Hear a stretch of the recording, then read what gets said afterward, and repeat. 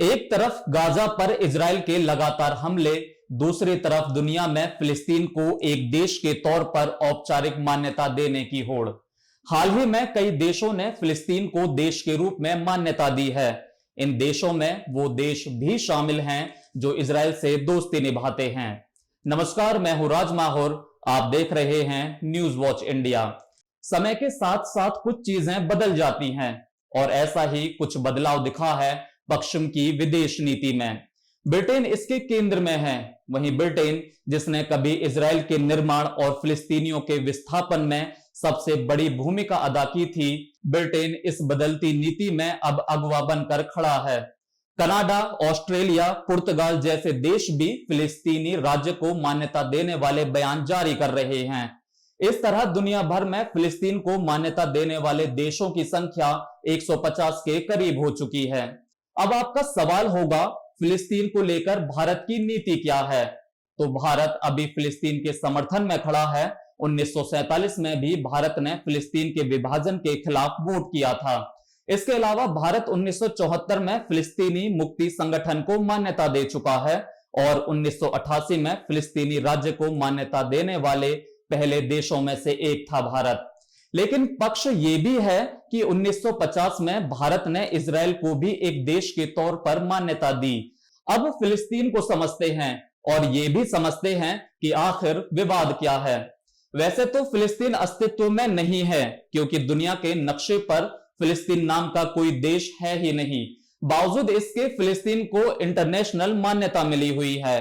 विदेशों में राजनयिक मिशन भी हैं, ओलंपिक सहित वैश्विक खेल आयोजनों में अपनी टीमें उतारता है, लेकिन इस देश की वास्तविक कोई सीमा नहीं है, ना ही कोई राजधानी है और ना ही कोई सेना। यहां तक कि फिलिस्तीन प्राधिकरण का अपने क्षेत्र पर पूरी तरह नियंत्रण भी नहीं है। इजराइल जो गाजा पर नियंत्रण ले चुका है वो फिलिस्तीन का हिस्सा है। फिलिस्तीन को मान्यता देने वाले देशों के अनुसार पिछले 2 साल से इस इलाके में अशांति है। इजरायली हमलों में हजारों लोगों के मारे जाने का दावा भी किया जा रहा है। यानी हालात इतने खराब हैं कि यहां भुखमरी के हालात हैं। यही कारण है कि दुनिया पर फिलिस्तीन को औपचारिक रूप से मान्यता देने का दबाव बढ़ रहा है। संयुक्त राष्ट्र भी बता चुका है कि गाजा भीषण अकाल की चपेट में है। इजराइल पर नरसंहार का आरोप भी लगा है। ऐसे में संयुक्त राष्ट्र के 193 सदस्य देशों में से कम 150 देश अब फिलिस्तीन राज्य को मान्यता देते हैं। यहां तक कि जर्मनी, इटली जैसी कुछ पश्चिमी शक्तियों ने भी अपना रुख स्पष्ट कर दिया है। ब्रिटेन के प्रधानमंत्री कीर स्टारमर ने कहा कि ब्रिटेन फिलिस्तीनियों और इजरायलियों के लिए शांति की आशा और द्विराष्ट्र समाधान को पुनर्जीवित करने के लिए फिलिस्तीन को मान्यता दे रहा है।